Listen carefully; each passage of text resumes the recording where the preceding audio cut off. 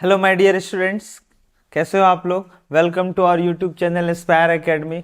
जैसा कि हम लोग लेक्चर सारा रिकॉर्ड कर चुके हैं स्टैंडर्ड 10 के लिए, तो इस लेक्चर में स्टैंडर्ड 10 के लिए हम लोग लेक्चर रिकॉर्ड कर रहे थे electricity and effect of current chapter से फिजिक्स में। जो हम लोग एनसीईआरटी के सारे टॉपिक्स को हम लोग डिस्कस कर चुके हैं। अब हम लोग एक्सरसाइज क्वेश्चन आंसर पे डिस्कस करने जा रहे हैं, ठीक है। तो सबसे पहले यहां पर क्वेश्चन है, a piece of wire of resistance R is cut into 5 equal parts. These parts are then connected in parallel. If the equivalent resistance of this combination is R dash, then the ratio of R by R dash is what? Objective question है। आप लोग को पता है कि resistance क्या बोला गया, क्वेश्चन में बोला गया है।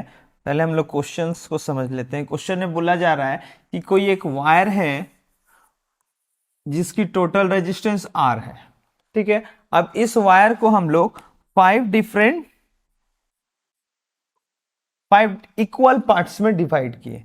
तो एक जो ये स्मॉल वायर जो हमारा आएगा, इस वायर का अब न्यू रेजिस्टेंस क्या हो जाएगा। अब इस सारे रेजिस्टर्स को हम लोग पैरेलल में कनेक्ट किए, टोटल 5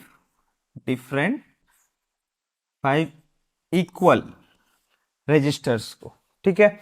अब हम लोग ये जानते हैं कि सर रेजिस्टेंस तो डायरेक्टली प्रोपोर्शनल टू लेंथ होता है। सो अगर आपने लेंथ को हाफ किया तो रेजिस्टेंस भी हाफ हो जाएगा।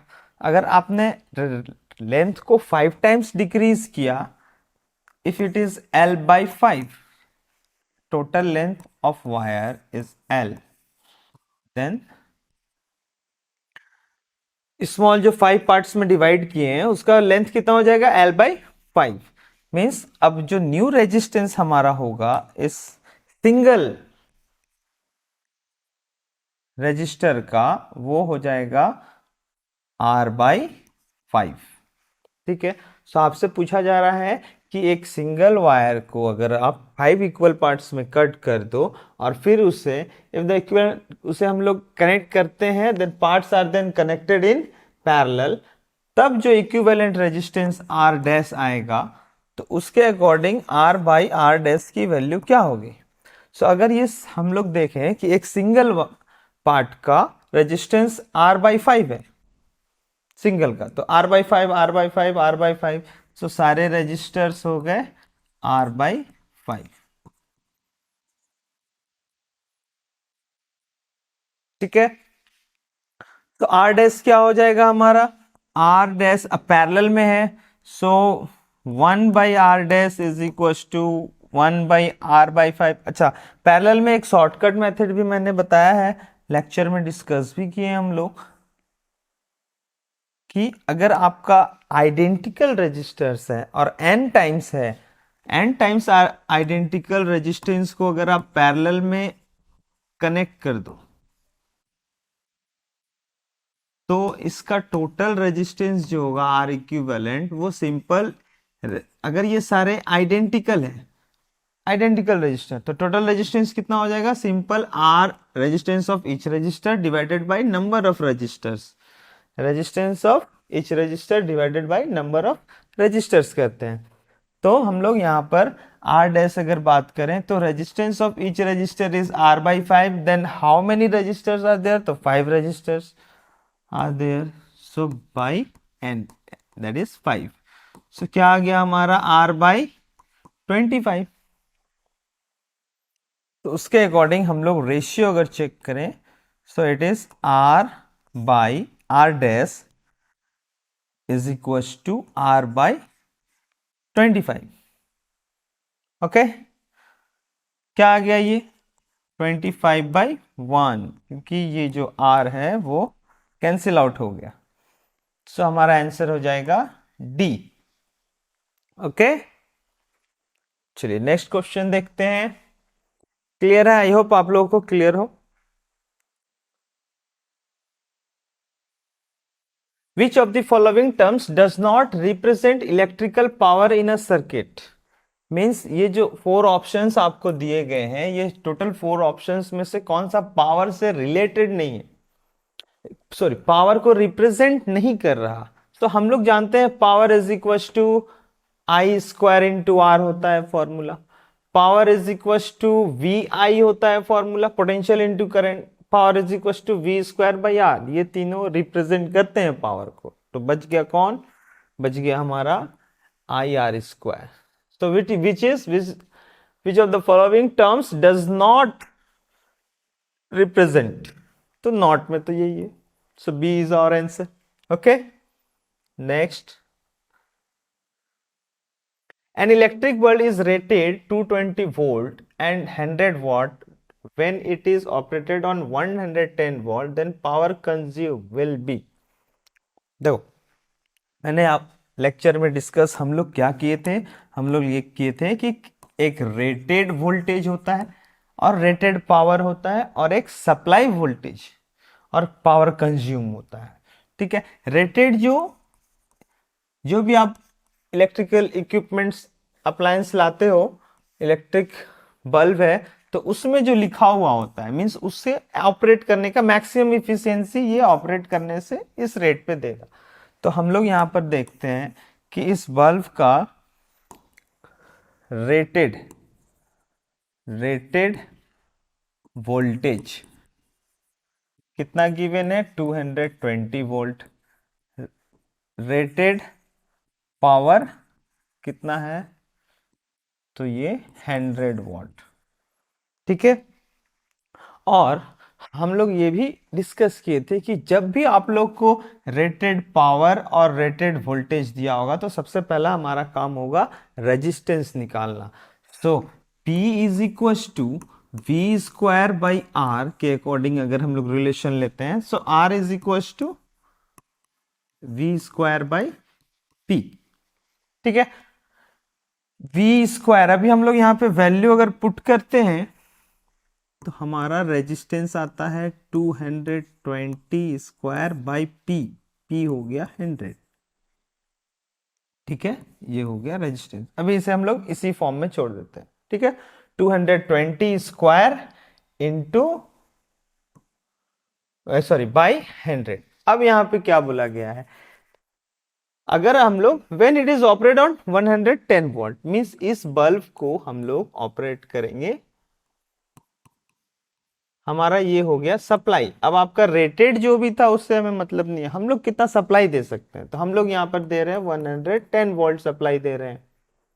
ठीक है, तो वोल्टेज है और रेजिस्टेंस हमें पता है, रेजिस्टेंस इसका हमें पता है कि ये वी स्क्वायर बाई पी के फॉर्मूले से आ चुका है। ठीक है, सो पावर कितना कंज्यूम करेगा, so power consume by bulb is, फिर P हमारे हाथ में क्या है, हम लोग इस जस्ट पहले वाले रिलेशन में देखें कि P is equal to V I होता है, P is equal to V square by R होगा, P is equal to I square into R होता है। ठीक है, सो मैंने क्या बोला था कि जो डाटा जो हमारे हाथ में होगा उसको यूज करना है।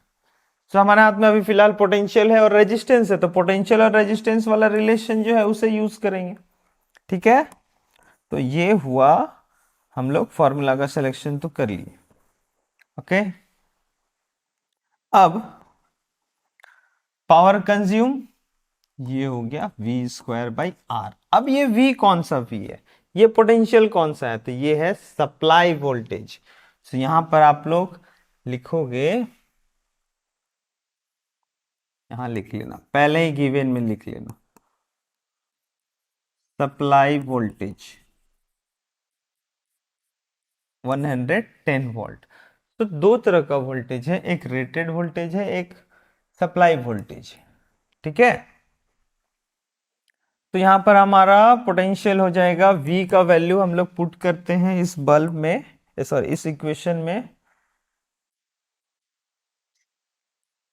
V square 110 square by resistance R, और R हमारा यहां पर क्या आ चुका है, R है हमारा 220 स्क्वायर बाई 100। तो 220 स्क्वायर बाई में 100 है, इसलिए ये हमारा हो जाएगा बाई 100 जो है वो अब यहाँ न्यूमरेटर में जाके मल्टीप्लाई हो जाएगा। सो ये हो गया 110 इंटू 110 बाई 220 इंटू 220 इंटू 100, कितना हो गया 0 0 0 0 0 0। 11 टू जा 22, 11 टू जा 22, ठीक है। 100/4 दिस इज 25, 25 वॉट पावर है, तो ये हमारा वॉट हो गया। तो आंसर क्या हो जाएगा, हमारा आंसर हो जाएगा 25 watt is our answer. Okay, चलिए देखते हैं नेक्स्ट क्वेश्चन।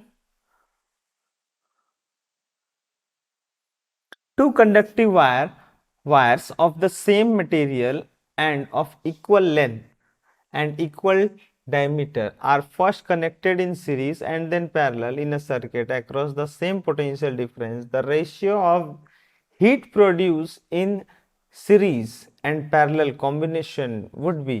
क्वेश्चन में बोला जा रहा है कि टू कंडक्टिंग वायर्स है हमारे पास, ठीक है। अब कंडक्टिंग वायर्स है तो ऑब्वियसली उसका अपना रेजिस्टेंस तो होगा। अब इस वायर का सेम मटेरियल का है, मींस रेजिस्टिविटी भी सेम है। Of equal length, equal diameter means dimension भी सेम है, मटेरियल भी सेम है, मींस दोनों के रेजिस्टेंस भी सेम है, आइडेंटिकल वायर्स है, ठीक है। Are first connected in series, तो उनका सपोज रेजिस्टेंस अगर आर हो गया तो दोनों वायर को मैंने अगर कनेक्ट किया सीरीज में, first connected in series and then parallel, ठीक है। पैरेलल की बातें हम लोग बाद में करेंगे। In a circuit across the same potential difference, means इसके अक्रॉस में एक पोटेंशियल डिफरेंस मींस एक बैटरी लगा दिया गया जो पोटेंशियल डिफरेंस प्रोवाइड कर रहा है, पोटेंशियल डिफरेंस V ले लेते हैं, ठीक है। सेम चीज बोला गया है पैरेलल में भी, तो पैरेलल कॉम्बिनेशन भी देख लेते हैं।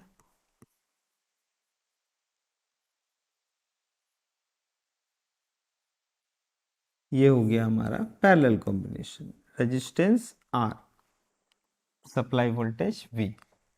ओके, हमें फाइंड क्या करना है, ratio of heat produced in series and parallel combination. अब इसमें टोटल हीट कितना प्रोड्यूस हो रहा है सीरीज कॉम्बिनेशन में और पैरेलल कॉम्बिनेशन में, दोनों हमें यहाँ पे कैलकुलेट करके बताना है। तो let suppose heat produce in first series combination, series combination, तो हमारे हाथ में अभी क्या है, रेजिस्टेंस है और पोटेंशियल है, तो हम लोग फिर वही रिलेशन सब यूज करेंगे, V²/R/T, ठीक है। V²/R/T, वर्क डन वाला जो था हम लोग का, हीट एनर्जी प्रोड्यूस करने वाला। ओके, तो R यहां पे टोटल रेजिस्टेंस लेंगे, R इक्विवेलेंट। तो इस कंडीशन में R इक्विवेलेंट कितना आएगा, सिंपल, दोनों सेम है सर, आप R इक्विवेलेंट का वैल्यू 2R बोल सकते हैं, ठीक है। सो R इक्विवेलेंट यहां पर हम लोग V तो वही हो गया, टाइम सेम ले रहे हैं, सेम टाइम के लिए, ठीक है। तो V²/R इक्विवेलेंट हो गया 2R इंटू T,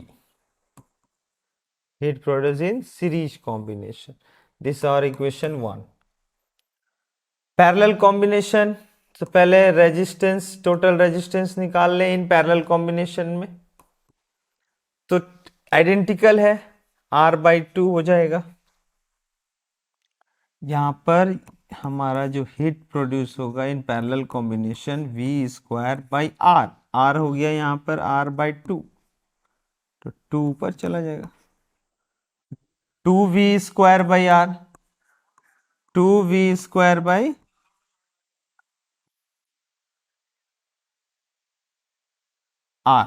ये हो गया हमारा potential heat produce, R into T भी तो है, T सेम है, T, ठीक है। तो heat produce in parallel combination में V 2V square by R. अब रेशियो पूछा गया, आपसे पूछा गया heat produce in series by heat produce in parallel combination. तो हीट प्रोड्यूस इन सीरीज में V square by 2R into T, और पैरेलल में आ गया V square by R into T. ठीक है, सिंपल यहां पे दिख रहा है कि सारी चीजें कैंसिल आउट होकर के 2 मल्टीप्लाई होगा पाई में, तो हम लोग बोलेंगे कि ये 1/2 इंटू 2 हो गया, सो ये हो गया 1/4। तो सीरीज और पैरेलल कॉम्बिनेशन के लिए 1:4 हो जाएगा हमारा आंसर। ठीक है, 1:4 इज द आंसर। ओके, तो ये था हमारा 4 number question. Next,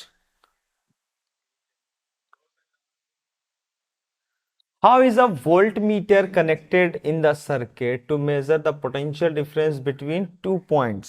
simple question है ये, कि इसमें सिंपल पूछा जा रहा है कि हमारा जो वोल्टमीटर है वो सर्किट में पोटेंशियल डिफरेंस मेजर करने के लिए कैसे कनेक्ट करेंगे।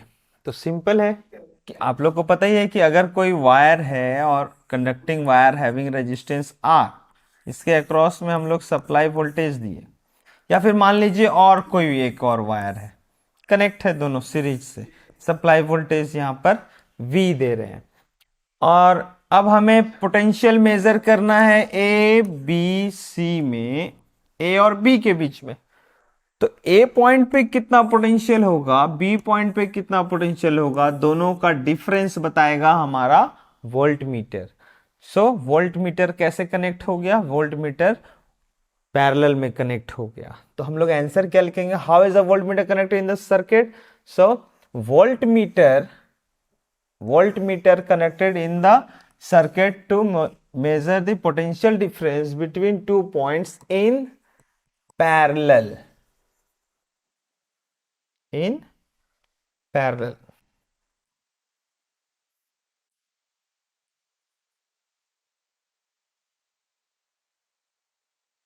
ओके, सिंपल आंसर आप दोगे। ठीक है, नेक्स्ट हमारा क्या है, a copper wire has diameter 0.5 millimetre, में दिया हुआ है। ठीक है, एक कॉपर वायर है जिसकी डायमीटर 0.5 मिलीमीटर है, and resistivity of 1.6 into 10⁻⁻8 ohm metre. Resistivity rho दिया गया है आपको यहां पर। ठीक है, what will be the length, means एक कॉपर वायर है जिसकी डायमीटर है 0.5 मिलीमीटर और resistivity 1.6 into -8 ohm metre. What will be the length of this wire to make its resistance 10 ohm. Length find करने पूछा जा रहा है। How much does the resistance change if the diameter is double. तो ये question किस part से है, ये क्वेश्चन पार्ट है factors depending on resistors. Resistors किन किन फैक्टर्स पर डिपेंड करते हैं।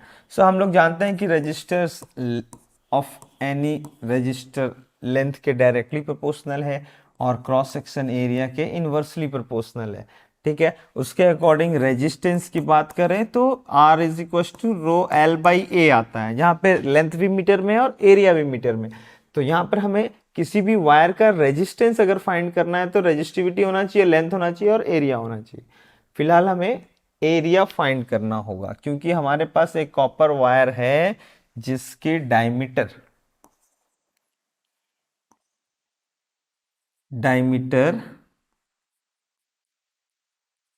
of wire is equals to 0.5 millimeter. It means it is 0.5 into 10 to the power -3 metre. ठीक है, डायमीटर अभी हम लोग मीटर में कन्वर्ट किए। अब एरिया क्या होगा, पाई आर स्क्वायर। ठीक है, रेडियस की जगह पे अब अगर हम लोग डायमीटर के फॉर्म में अगर लिखते हैं तो पाई डी स्क्वायर बाई 4 भी हम लोग बोल सकते हैं। ठीक है, सो पाई की value 22/7 into diameter diameter 0.5 into 10⁻³ इसके अकॉर्डिंग हम लोग चलेंगे। सो यहाँ पर पॉइंट, अच्छा ठीक है, इसको हम लोग मीटर स्क्वायर लिखते हैं, ये एरिया हम लोग बाद में यूज करेंगे। ठीक है, अब रेजिस्टेंस बोला जा रहा है, रेजिस्टेंस जो है वो 10 ओम होना चाहिए, ये भी गिवन पार्ट्स में है, और रेजिस्टिविटी भी गिवन है, रेजिस्टिविटी 1.6 इंटू 10⁻⁻8 ओम मीटर। देखो यहाँ यूनिट मीटर में है ना, इसीलिए हम लोग डायमीटर को भी मिलीमीटर से मीटर में कन्वर्ट किए, यूनिट सेम होना चाहिए।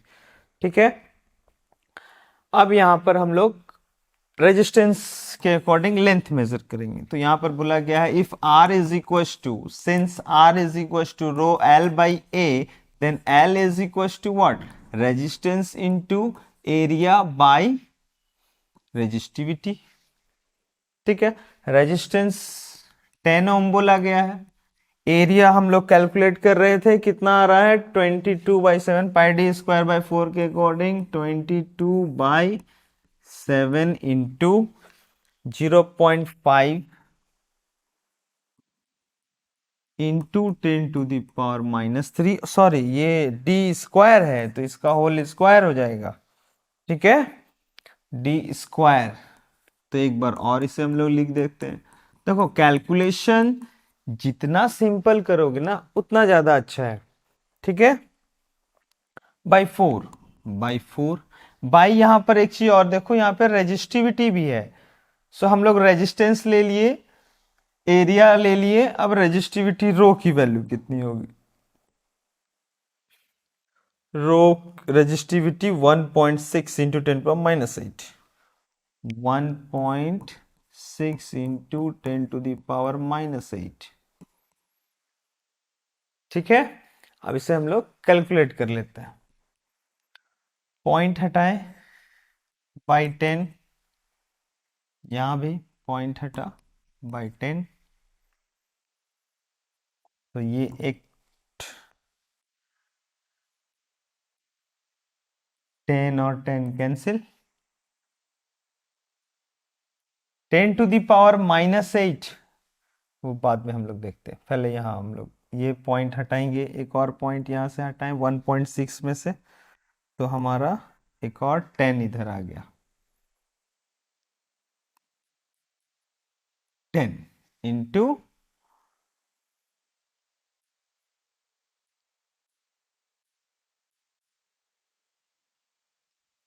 एक हम लोग यहाँ इंटू 10 ले लेते हैं।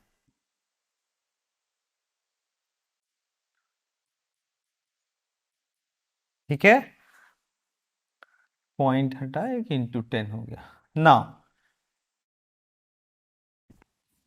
2 11 जा 22, 2 8 जा 16, 5 5 जा 25, क्या क्या आ रहा है 11 इंटू 5 इंटू 5, इधर 10 भी है, अच्छा 10 का हिसाब बाद में हम लोग करें। बाई यहाँ 8 इंटू 7 इंटू 4, अच्छा यहाँ भी एक 10 है, तो ये 10 और ये 10 तो हम लोग कैंसिल आउट कर सकते हैं। ठीक है,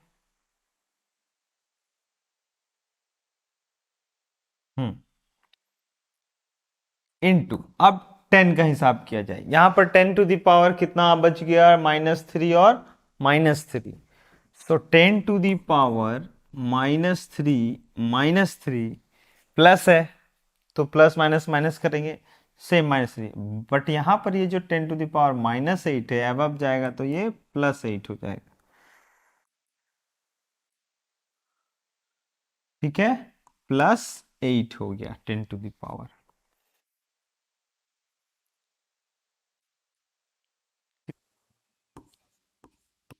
275 बाई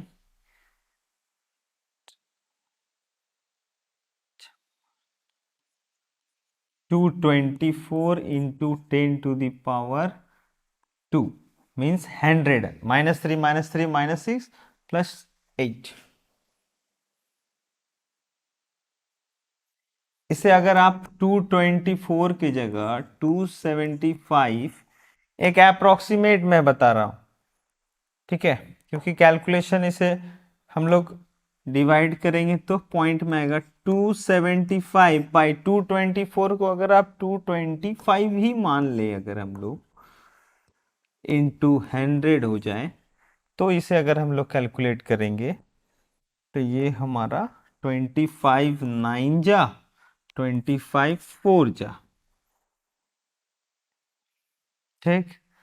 और ये आपका 4 से मल्टीप्लाई होकर के कितना हो जा रहा है,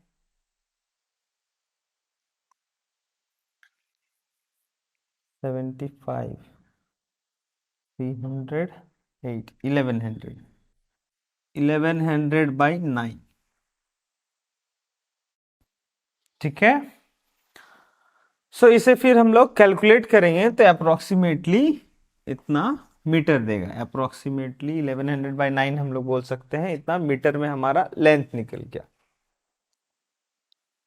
RA/ρ। तो क्या किया हम लोगों ने, क्वेश्चन में बोला गया था कि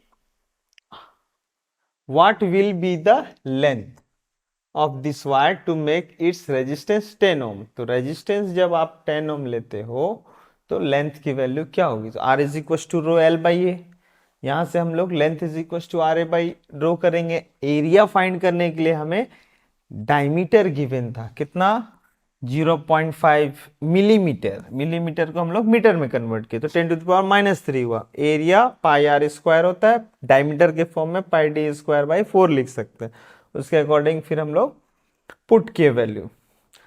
सो एरिया गिवन था, रेजिस्टेंस एरिया हम लोग कैलकुलेट किए, रेजिस्टेंस गिवन था, रेजिस्टिविटी गिवन था, फॉर्मूला में पुट करेंगे और कैलकुलेट करेंगे, जो वैल्यू आएगा वो हमारा आंसर हो गया, ठीक है। Okay, next question. The value of current flowing in a given resistor for the corresponding values of potential difference V across the resistors are given below. Means current और potential given है। Plot a graph between V and I and calculate the resistance of that resistor. Means यहाँ पे आप लोग को graph plot करना है। तो ग्राफ कैसे प्लॉट किया जाए, एक हम लोग एक्स एक्सिस और वाई एक्सिस लेते हैं, वी आई ग्राफ लिखना है, वी और आई के बीच में, ठीक है। सभी ग्राफ पेपर में अगर आप लोग देखोगे तो ये सारे यूनिट्स होते हैं, 1 2 3, 0 पॉइंट में है, सॉरी ये है,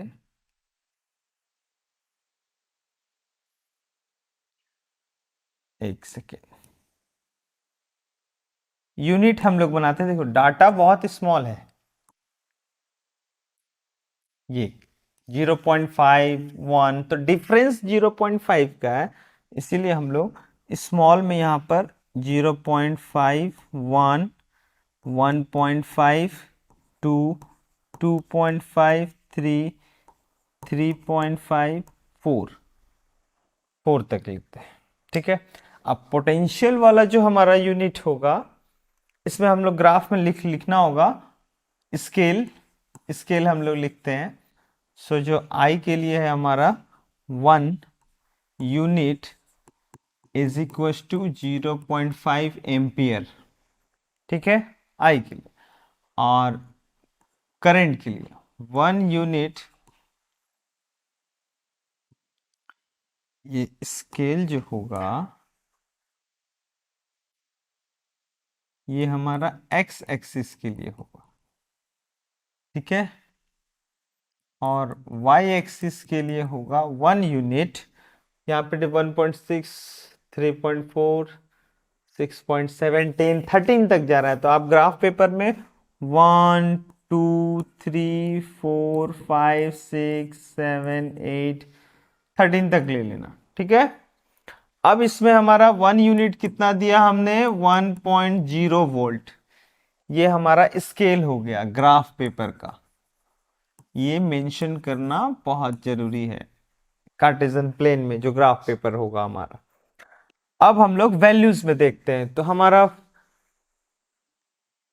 टेबल के according current, when current is 0.5, potential is 1.6। Current is 0.5, then potential is 1.6। ठीक है, 1.5 1.6 अप्रोक्सीमेटली, ये पॉइंट हम लोग बोलेंगे। ठीक है, next, when current potential is 3.5 volt, 3 point potential is 3.5 volt, current is 1 ampere. This will be the point.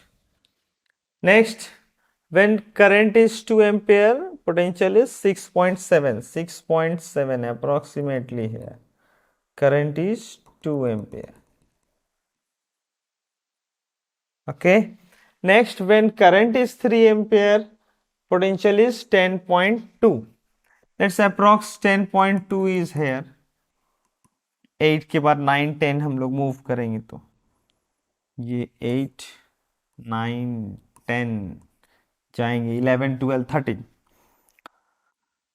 तो उसके अकॉर्डिंग फिर हम लोग 3 एम्पेयर में देखते हैं करंट जो है वो यहाँ आया।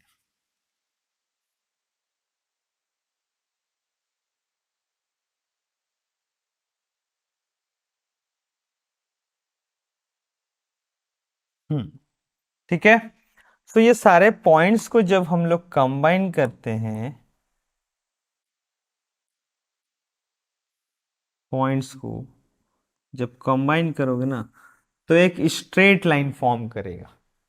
ये स्ट्रेट लाइन शो करता है, plot the graph between v and i which show v is directly proportional to i, can calculate the resistance. तो रेजिस्टेंस क्या होता है, v equal to I R, formula होता है r is equal to v by I.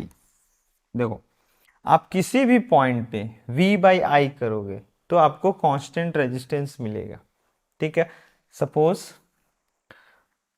0.5 ampere current के लिए इस point पे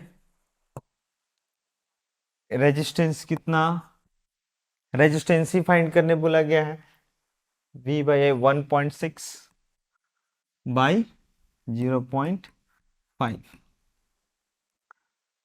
3.2।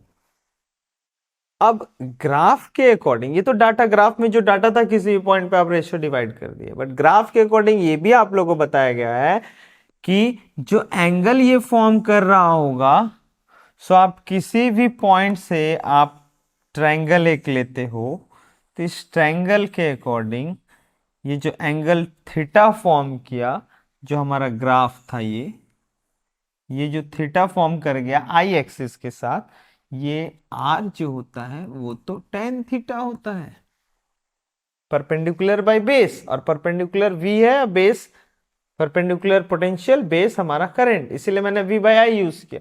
Are is equal to tan theta. अगर आप ग्राफ के अकॉर्डिंग प्लॉट करके एंगल अगर आपके हाथ में है तो आप थीटा का वैल्यू पुट करके डायरेक्ट रेजिस्टेंस टेन थीटा के अकॉर्डिंग रेजिस्टेंस फाइंड आउट कर सकते हो, क्योंकि and tan theta is what, tan theta is slope and resistance is slope of V I graph, slope of V I graph. ठीक है, तो पहले हम लोग वैल्यूज ग्राफ के अकॉर्डिंग पुट करके चेक कर सकते हैं, तो रेजिस्टेंस सेम आता है। Okay, next, when a 12 volt battery is connected across an unknown resistor, there is a current of 2.5 milliampere in the circuit. Find the value of resistance of the resistor। बहुत simple question है ये, Ohm's law पे based. क्या बोला गया है, given क्या है हमारा, गिवन है we have a when a 12 volt battery is connected across an unknown resistor, let resistance of unknown resistor is equal to R, R ohm. ठीक है, अब गिवन क्या था, there is a current, potential given है, potential कितना है 12 volt, current कितना है, there is a current of in the circuit, तो हम लोग यहां पर इस तरह से लिखेंगे, करंट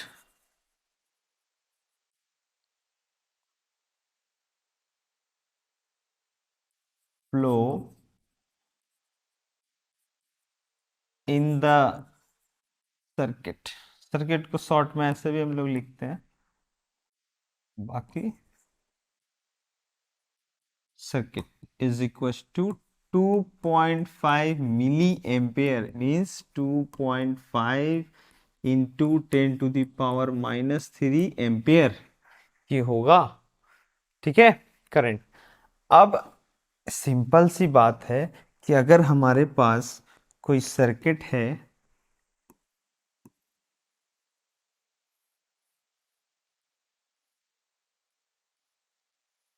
जिसमें हम लोग 12 वोल्ट की बैटरी कनेक्ट कर रहे हैं, जिसका अननोन रेजिस्टेंस आर है, और इसमें जो करंट सप्लाई है वो हमें पता है कि वो कितना है, 2.5 मिली एम्पियर है। ठीक है, तो यहां पर आप लिखोगे यूजिंग या applying, by applying Ohm's, Ohm's law, R is equal to V by I. V कितना है 12 वोल्ट बाई आई, आई कितना है 2.5 into 10 to the power -3 is equal to 12 by 2.5 है, इसको हम लोग 25 इंटू 10 कर दें, और 10 to the power -3 है, so into 10 to the power 3 कर दें। ठीक है, 10 to the power 3 क्या करना, इसको आप 1000 भी लिख सकते हो। ठीक है, +3 की जगह 10 to the power -3 को आप 10,000 भी लिख सकते हो जब न्यूमरेटर में कन्वर्ट हुआ। अब यहां पर हम लोग देखते हैं कि 25 से 25 से ये 1000 इजिली कट आउट हो जाएगा। कैसे, 25 4 जा 100, 40 टाइम्स में कैंसिल हो गया। Now resistance is equal to 12 into 4, 12 4 जा 48, 10 0 0 double 100, so 4800 ohm is the answer। क्या हो जाएगा, 4800 ओम रेजिस्टेंस होगा। Find the value of resistance of resistor. So ये जो अननोन रेजिस्टर्स है जिसमें 12 वोल्ट बैटरी के साथ कनेक्ट करने से अगर करंट 2.5 मिली एम्पेयर जा रहा है, इसका मतलब रेजिस्टेंस 4800 ओम होगा। ठीक है, okay next, a battery of 9 volt is connected in series with a resistance of this respectively, how much current would flow through the 12 ohm resistor? A battery of 9 is connected in series with resistors of this and this respectively, how much current would flow through 12 ohm resistor? Means क्या बोला गया है कि एक battery हमारे पास है 9 volt का, और उस बैटरी को हम लोग सीरीज में कनेक्ट कर रहे हैं with resistors 0.2 ohm, 0.3 ohm, 0.4 ohm, 0.5 ohm, single single 1 by 1। ठीक है, फिर 12 ओम तक। Respectively how much current would flow through the 12 ohm resistor. सो आपको सिर्फ 12 ओम रजिस्टर्स के बारे में पूछा जा रहा है, करंट पूछा जा रहा है by applying Ohm's law, by applying Ohm's law.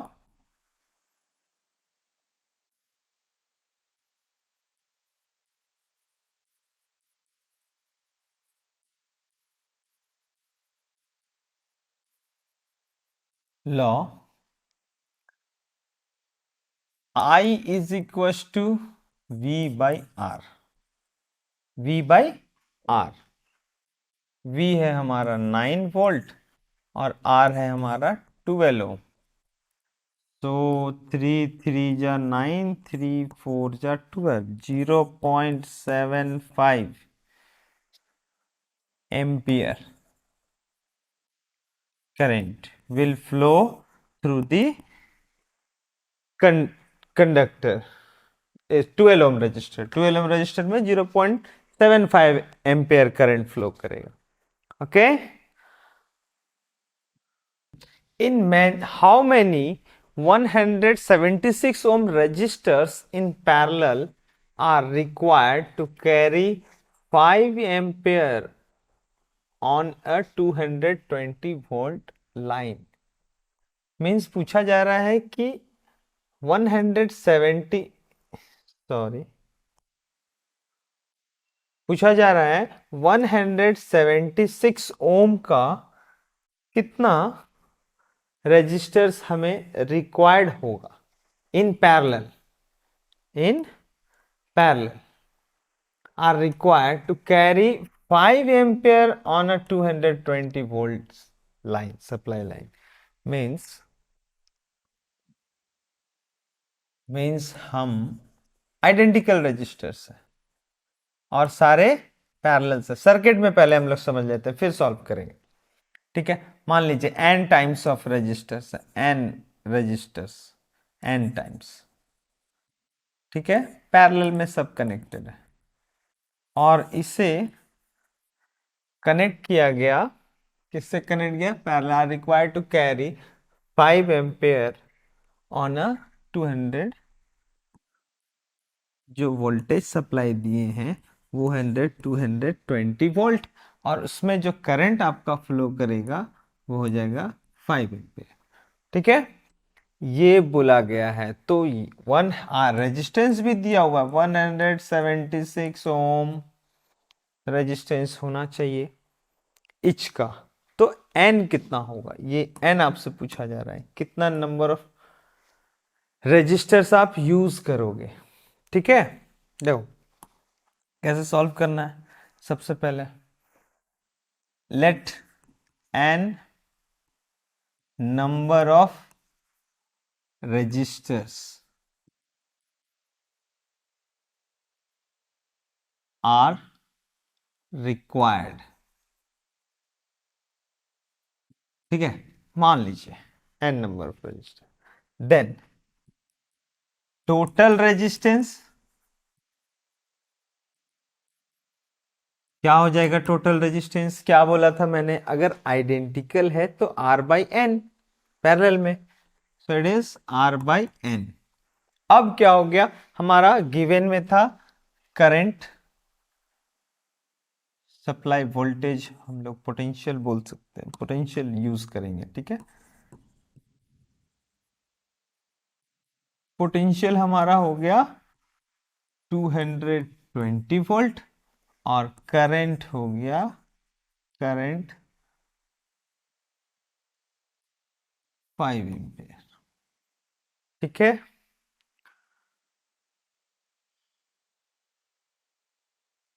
So V is equals to IR, R equivalent means applying what, Ohm's law, ठीक है। Applying Ohm's law, V equals to I R. अब टोटल पोटेंशियल है तो total resistance और total current की बात करेंगे। Total resistance हमारा R बाई एन है, that is 176 by N. V है हमारा 220 volt is equal to current 5 ampere into resistance हो गया हमारा 176 बाई एन। ओके, so n is equals to 5 into 176 by 220. Okay, 5 से ये कटा 5, 4 जा 20, 5 4 जा 20, 44 टाइम्स। अब 11 से अगर हम कट करते हैं तो 11 6 जा 11, सॉरी 11 1 जा 11 और 11 6 जा 66 और 11 4 जा 44। फिर ये 4 और ये 16 कट गया 4 टाइम्स में, n इज इक्वल टू आया 4, और ये इंटीजर ही आना चाहिए, इस पे भी ध्यान देंगे, ना ही ये नेगेटिव आएगा ना ही ये फ्रैक्शन में आएगा, ये नंबर्स हैं, नंबर ऑफ रजिस्टर्स, और रजिस्टर्स काउंटिंग होगा, फर्स्ट 1 रजिस्टर 2 रजिस्टर 3 रजिस्टर। तो ये वैल्यू n की वैल्यू ऑलवेज पॉजिटिव इंटीजर्स में होना चाहिए, ठीक है, और हमारा वैल्यू पॉजिटिव इंटीजर्स आ रहा है, means answer is correct. Okay,